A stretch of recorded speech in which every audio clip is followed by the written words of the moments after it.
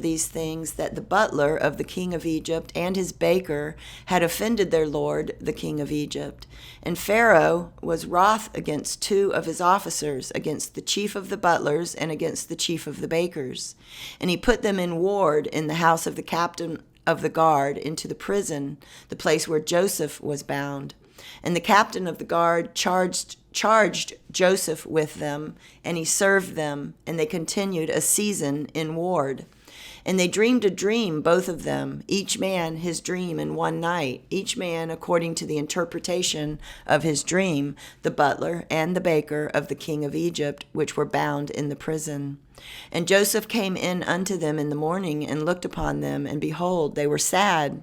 And he asked Pharaoh's officers that were with him in the ward of his lord's house, saying, Wherefore look ye so sadly today? And they said unto him, We have dreamed a dream, and there is no interpreter of it. And Joseph said unto them, Do not interpretations belong to God? Tell me them, I pray you.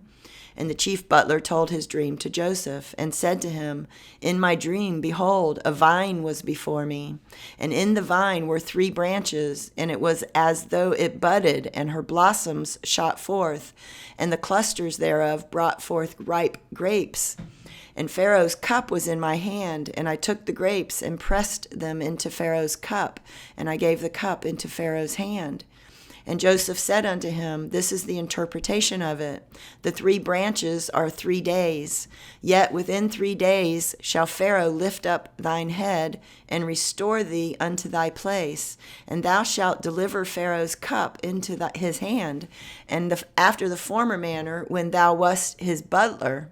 But think on me when it shall be well with thee, and show kindness, I pray thee, unto me, and make mention of me unto Pharaoh, and bring me out of this house.